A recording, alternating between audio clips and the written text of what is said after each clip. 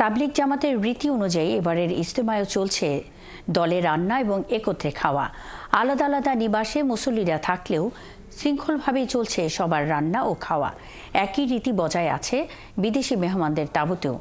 একই সঙ্গে সবাই যেন খাবারে স্বাস্থ্য সুরক্ষা পান সেই বিষয়টি তদারক করছে গাজীপুর সিটি কর্পোরেশন। ইকবাল আহমেদ সরকারি তথ্য ও ছবিতে প্রতিবেদন।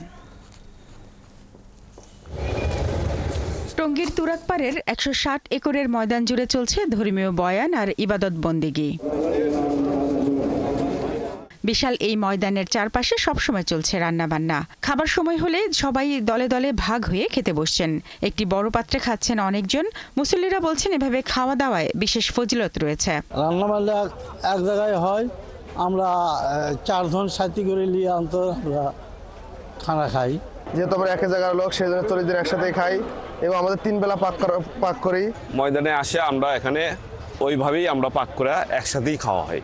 তাবলিগের মেহমান হয়ে এসেছেন প্রতিবেশী দেশ ভারত, পাকিস্তান, নেপাল, মধ্যপ্রাচ্য, ইউরোপ, আফ্রিকা ও আমেরিকা থেকে বহু মুসল্লি। 3টি আলাদা তাঁবুতে থাকা এই মেহমানদের জন্য রান্না হয় তাদের চাহিদা মতো, তারাও একসঙ্গেই খান।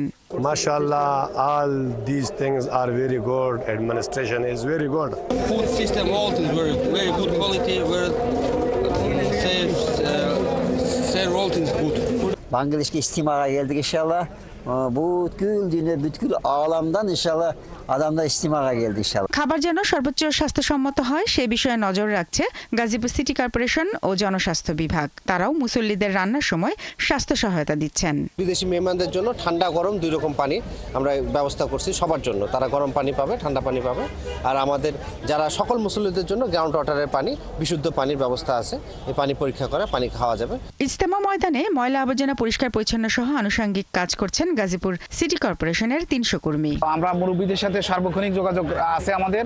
যদি তো ওনাদের আমরা যা দরকার শতভাগ কাজ আমরা সম্পন্ন করে দিয়েছি।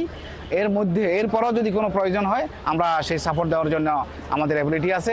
এবারের ইজতেমায় অসুস্থ হয়ে পড়া মুসল্লিদের চিকিৎসার জন্য সরকারি হাসপাতালে স্বাস্থ্যসেবা বাড়ানোর পাশাপাশি ময়দান এলাকায় বসানো হয়েছে বেসরকারি পর্যায়ের free medical camp. Sharmin Swapna, ৭১।